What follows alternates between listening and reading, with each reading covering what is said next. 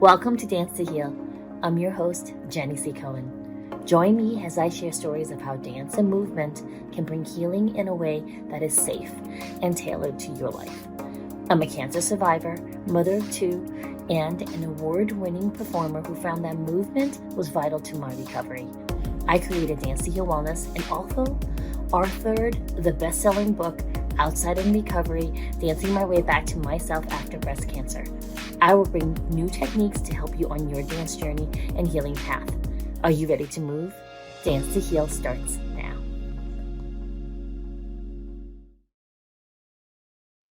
Hello. I am so excited to welcome Amaya Shiva to our interview today. Please tell my audience why this topic. Why? I know why, but tell them why they need to know. Yes.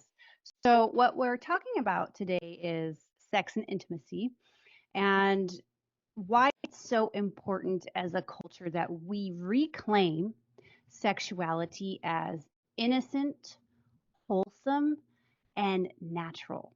Because there's so much sexual shame and trauma uh, in this country that needs to be addressed at the root. And I believe that that root cause is coming from suppression of your natural urges, believing that you're bad or naughty for wanting to experience the pleasure that was built into your body by the divine, in my opinion.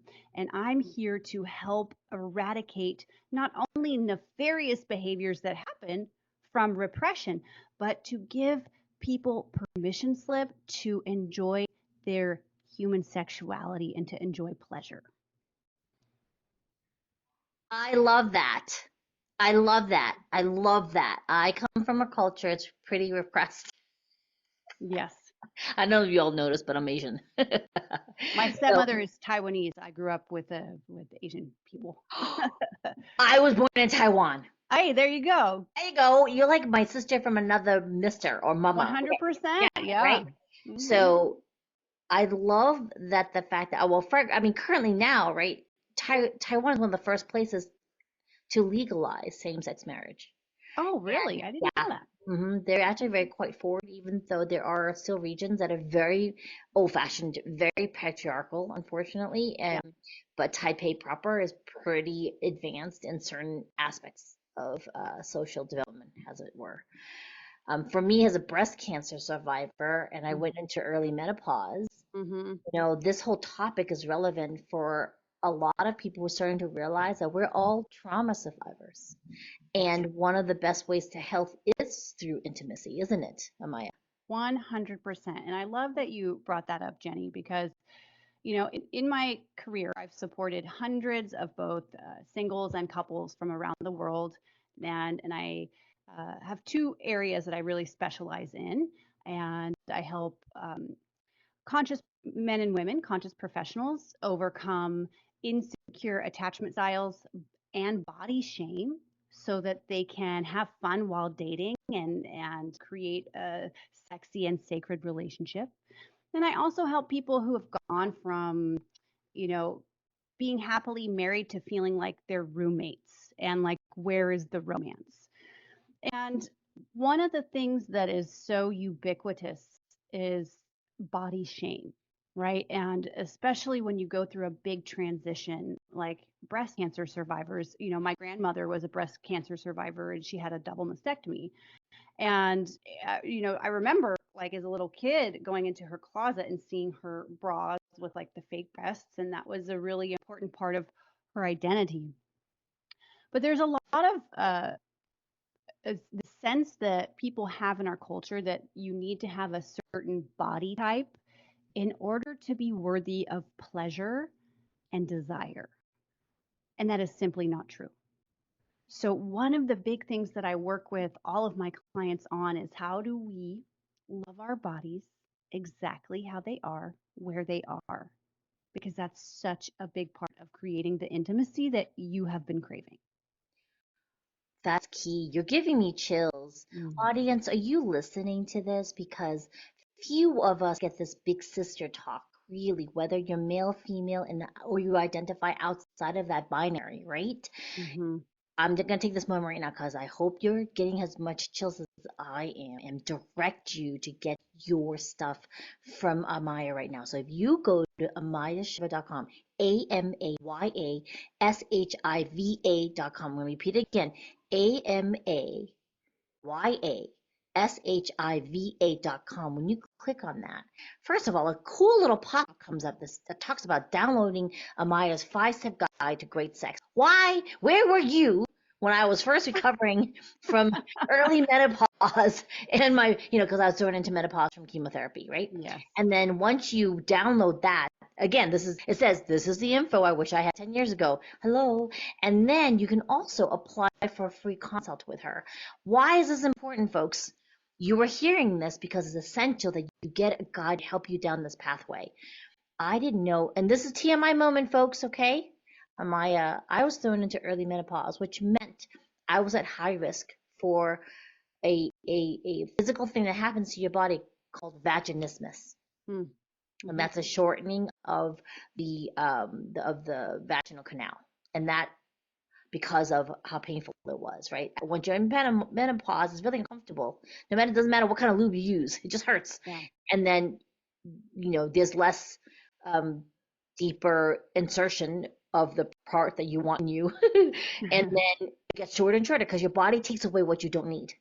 Yeah.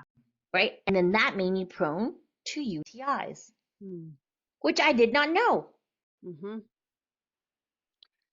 Yeah, thank you for sharing that. And that is something that is also needed, like to share that information with women, especially so that you can do something about it. One of the biggest things to remember is that it's also a muscle for women, right? And when you use it, you retain use of it. I follow a lot of more traditional Taoist practices, and you'll see some really interesting stuff. Like they have yoni eggs. I'm not sure if you've heard of those before. Yes, I see a nod. And Yes. yes, right. So they actually have these practices that keep that part of your body in shape, right? Because it's the whole pelvic floor is so important for containing your life force, right? Your dantian, it's all connected. So thank you so much for bringing that up because that is something that needs to be addressed. And the truth is that most women don't even know their erotic blueprint type. They don't actually know what they need to experience deep turn on and connection. Oh, you're speaking my language. Folks, so I met Amaya at an event in Orlando just a few short weeks ago, a week ago, maybe a week and a half ago. And I am so excited that we connected because this is really apropos. Most women are not taught. We have unique blueprints of what helps us become aroused. I'm going to use those words. I'm an elder in training. I'm totally talking about it. For me, Amaya, one of the things that helped me was there's this tool because I'm almost beyond those tools right now because my tissue was so thin. A TMI moment, folks, just to warn you, deal with it. It is what it is. Women, you talk about it. My tissue was so thin that even inserting one of those tiny Q-tips for a yeast infection, it would come out bloody. That's how bad it was. So doing any type of insertion was like very painful, and because they would, oh, you must have a yeast infection. I actually had UTI, and what's the only thing that's been helpful for me at this moment was the Joy Lux machine. Have you seen those? Have you heard of those? The red light therapy in my hoo-ha. Yeah. Yeah. Thank you for sharing that. And it actually brings up a really important point that I teach my clients and students. And that is the difference between performative based paradigms of sex, which believe that you must have penetration and that you must have an orgasm in order for it to be a successful experience. And this is in big contrast to the pleasure based paradigm that I teach people, which says that those things don't actually matter. And what really matters is being in such deep attunement and presence with yourself and your partner, right?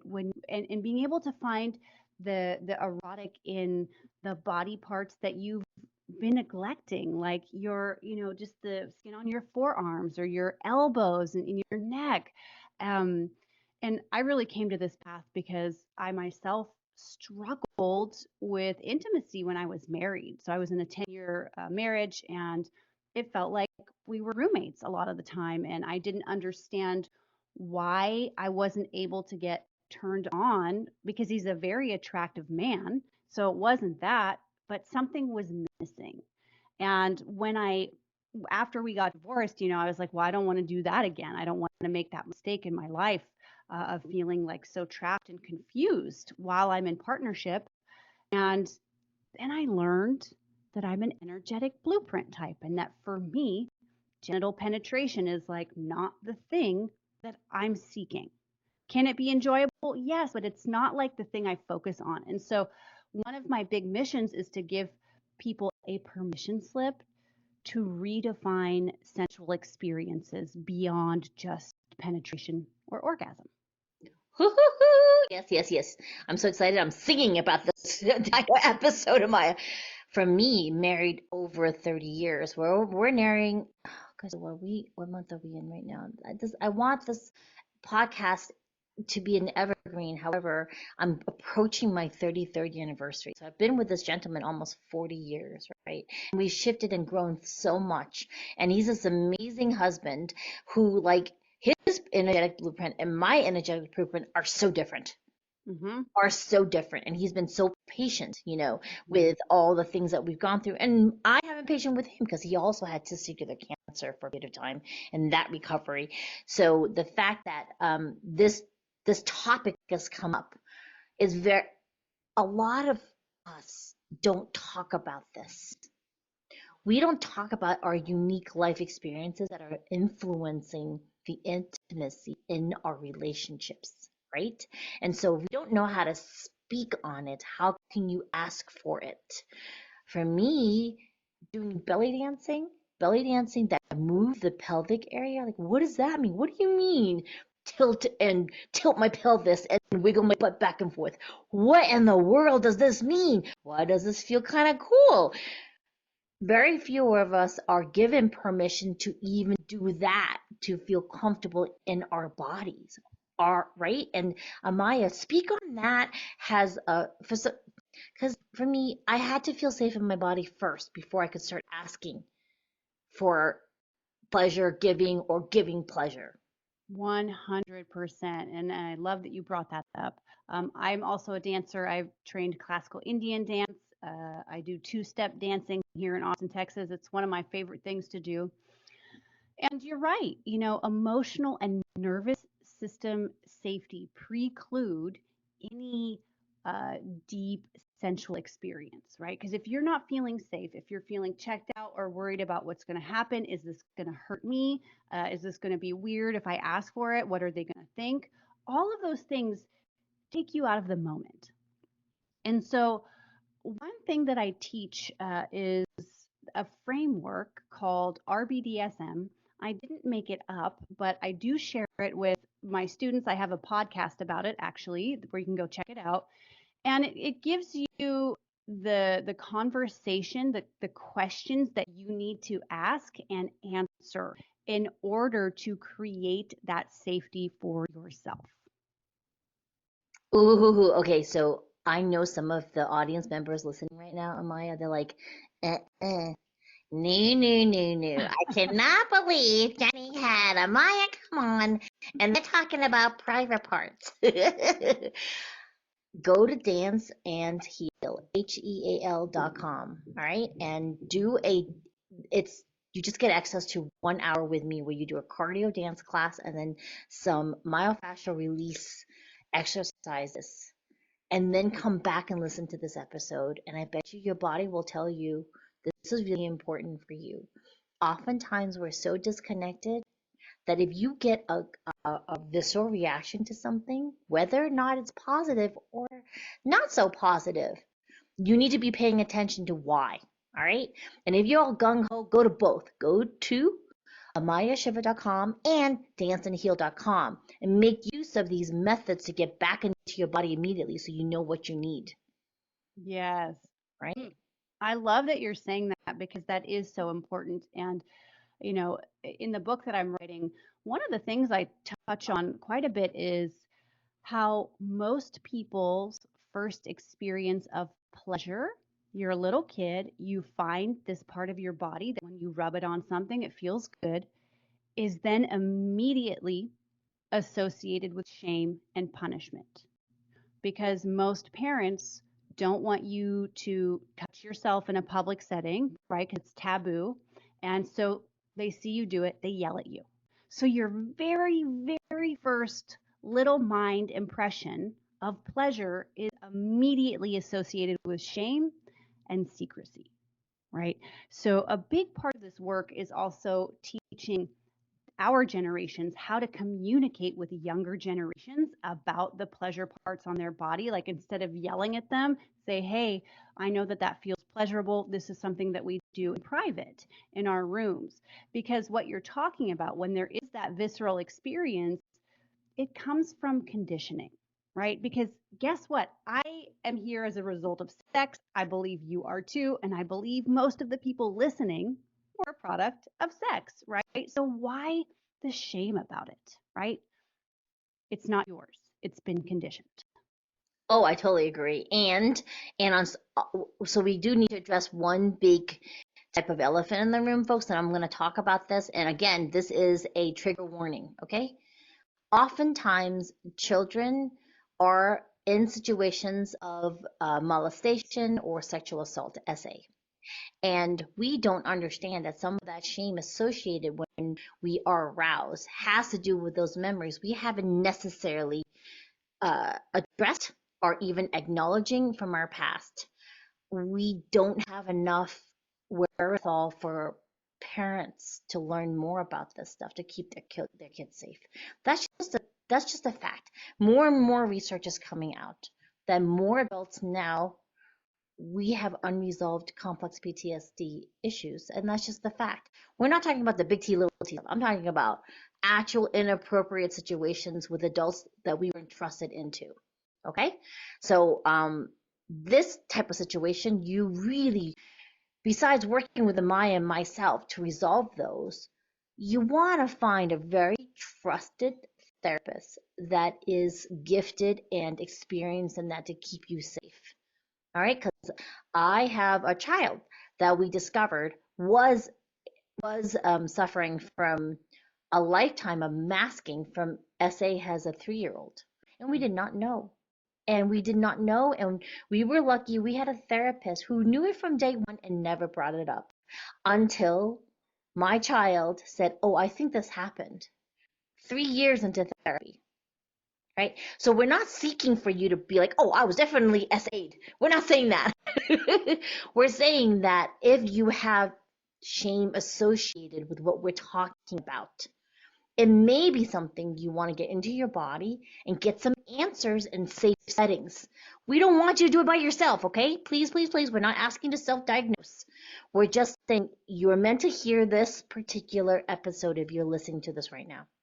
We're telling you there are resources. Amaya has a really cool offerings on her website. Again, amayashiva.com, and then you go to mine, danceandheal.com, so that you have some resources to get into your body, right, Amaya?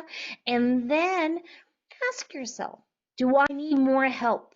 All right. And then I don't know if you've noticed, I've noticed since the pandemic, that there's more online therapists available to you, right? You don't want to go this alone. We heal in community, don't we, Amaya? 100%, and that's why you and I both work online. And I was at a workshop recently, 2 weekends ago, before the Orlando one. I was at a leadership conference, and I would say about 45% of the people there had experienced some kind of sexual trauma when they were young. And so there are also people who have not, Yeah. who also still experience shame because good girls don't have sex. good boys don't have sex, right? There are all these stories that we are internalizing about what we need to do in order to be presentable and lovable and keep our space in the tribe, which is why being in community with people who can have adult, open, mature conversations about their sexuality is so key. So glad that you brought that up. Thank you. Thank you for coming to this space where I feel we've both been so comfortable together talking about taboo topics that really should not be taboo. I mean, okay, I'm gonna tell you all a TMI story. You ready, Amaya? And then I'm gonna have you tell a story, not as intimate if you don't want to, okay? So all the men who were squeamish, I'm sorry, but you need to hear stories about this too. All right. I was at a Bible camp and my monthly menses came and we were gonna go to the lake. And someone handed me a tampon, the cardboard ones from 53 million years ago. And she handed it over to me over the toilet stall and said, "Here, just stick this in." No one told me to remove the cardboard. I walked a mile with the cardboard still inside, not understanding and not realizing that that the pain is not natural. I need those situations for other young women and men to stop. Yeah. Right? So you don't have to share a story like that, but what is the last thing that you want to share with the audience before we have you come back another time? Yes, yeah. Well, on that note, like the first time that I had intercourse, it was very painful. I was nowhere near where I needed to be in terms of personal safety and arousal, but I did it because I thought I was supposed to, right? I thought I needed to do this in order, to be a part of my peer group. I felt late compared to the other kids. Now I'm calling them kids, right? Because that's what it feels like from my age of 43 now. I'm like, wow, that was wild. And that was an experience that I repeated numerous times in my life where I was having intercourse, I was having sex before I was actually physically ready and emotionally ready because I felt some kind of internal pressure and I was following this performative based paradigm. And that's when I was in the basic level of consciousness, right? We have 5 levels of erotic and emotional intelligence. And the bottom one is where you're doing that kind of stuff. So the invitation is that through learning these skills, through learning about your erotic blueprint, understanding emotional attunement, and having powerful conversations about your desires and your boundaries, you can jump levels and you can enter the conscious or even embodied level where communion is really a sacred experience where you feel like you are blessed every single day to be in the partnership that you have. All your friends are looking at you and going, I want that. What are they drinking? And that's possible with the right framework. So I really want to invite a feeling of possibility into your awareness, into your vision for yourself and your intimate life. Thank you so much, Amaya, for coming today, audience members. We're gonna have to have her come back and do like a part 2. Okay? So we'll see you next time. Thanks for coming. Bye. Thank you so much for having me. Bye.